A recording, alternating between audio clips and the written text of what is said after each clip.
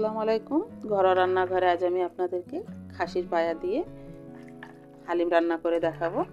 খাসির পায়াগুলো আমার বাজার থেকে পরিষ্কার করে এবং কেটে নিয়ে এসেছে, আমি শুধু ধুয়ে নিয়েছি।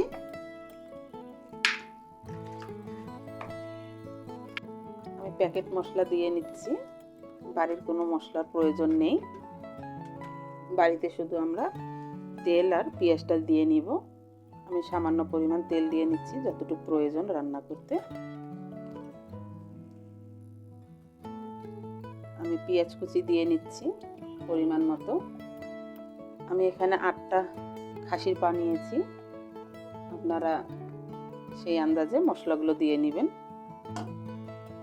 বেশ কিছু সময় মশলাটার সাথে এখন আমি এটা কষিয়ে নিব।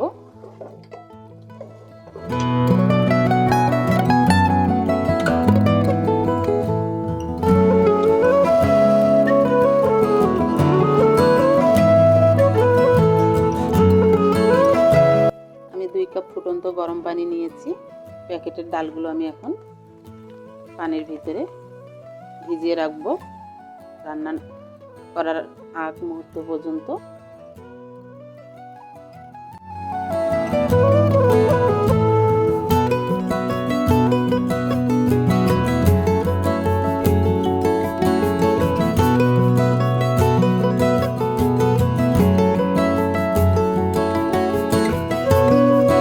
আগে যে ডালটা আমি ভিজিয়েছিলাম হালিম মিক্সের, সেটা এখন আমি দিয়ে নিব হালিমের ভিতরেই।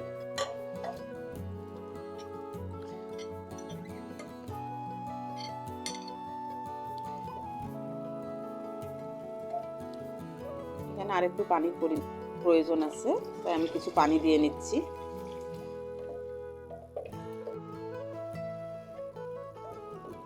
ডাল একটা ঘন জিনিস, তাই আমরা এটা বারবার একটু নেড়ে দিব, তা না হলে পাতিলের তলায় লেগে যেতে পারে। আর লবণটা অবশ্যই আপনারা চেক করে নেবেন। আমাকে সামান্য পরিমাণ লবণ দিতে হবে, আমি তাই লবণ দিয়ে নিলাম। হালিমটা তেলে দেওয়ার জন্য আমি বেশ কিছু পেঁয়াজ ভেজে নিব শুকনো মরিচের সাথে।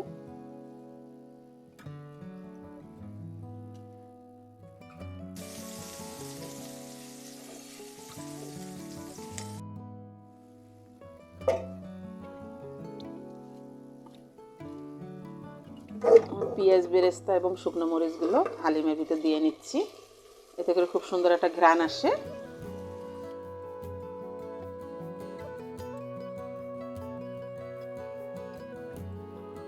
হালিমটা আমার রান্না হয়ে গিয়েছে, এখন আমরা এটা পরিবেশন করব গরম গরম।